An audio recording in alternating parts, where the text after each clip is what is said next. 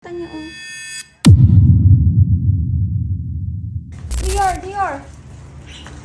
Inantay niya akong bumaba, and then pagkababa ko, bigla siya natumba sa harapan ko. Kaya sobrang gulat ko, akala ko naapakan ko yung paa niya. Yung mata niya iba at hindi mapakali, na para bang ewan ko kung anong nangyari. Para siyang nagsisisure. Kaya ang ginawa ko, nagpakuha ako agad ng ice. And alam ko, heat stroke to dahil sobrang init ng panahon. Sobrang init ng gums niya. Chinecheck ko dito kung anong nangyari. Bakit biglang hindi siya makatayo? Ang ginawa ko dito, pinunasan ko siya ng ice. I don't know, dahil wala naman akong experience. This is my first time to encounter this. Uy! Dior!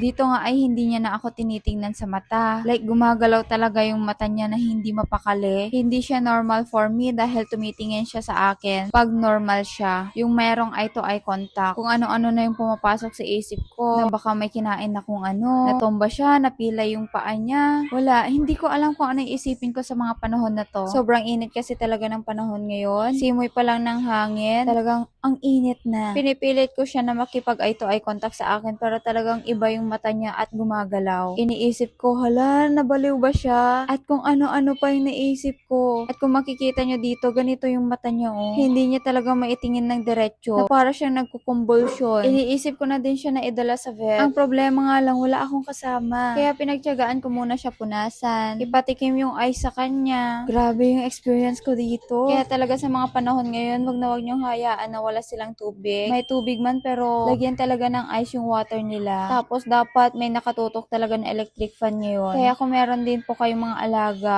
stay hydrated. Sobrang thankful pa rin talaga ako kasi inantay niya ako bumaba. As in, pagkababa ko, dun na siya natumba. Ang daming pumapasok sa isip ko. Hindi ko alam kung iiyak na ako. Pero tinatagan ko pa rin yung loob ko kasi walang ibang tutulong kundi ako lang. And pagkatapos nito, nag-search ako kung anong nangyari. And ang una kong sinearch kung ano yung symptoms ng heat stroke. And tama nga. Dahil lahat ng nangyari sa kanya, tugma. Bigla siyang natumba. Yung mata niya hindi mapakali na parang nagsisisure na. And ang kailangan pala dito, dapat buhusan siya ng water. Pero hindi ko ice na lang talaga yung ginawa ko. And ang pinaka-isang symptoms din, yung sumuka. And eto, after niya sumuka, medyo naging okay yung pakiramdam niya. Pinapainom ko din siya ng malamig na tubig dito. And hanggang sa mga panahon na to, hindi ko alam kung anong nangyari sa kanya. And thank you Lord, sobrang salamat ko talaga kasi okay na siya. Grabe yung kaba, yung pressure na hindi mo alam kung ano yung gagawin. Ang isa pang iniisip ko, hala, baka naulol na siya. Kasi nga diba, nakailang kagat na siya. Tapos yung laway niya talagang bumubula. And sobrang thankful talaga ako. Kaya kung meron kayong mga alaga,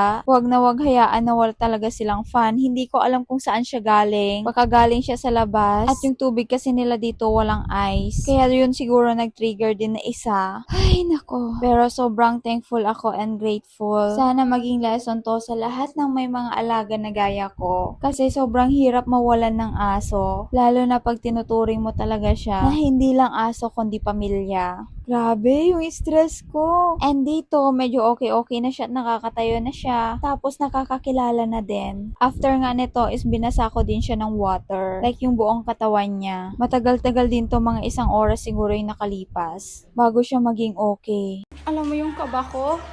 Grabe, hindi ko ma-explain. Hindi ko alam kung paano nangyari sa kanya. Ay, ang init kasi ng panahon ngayon. Sobra.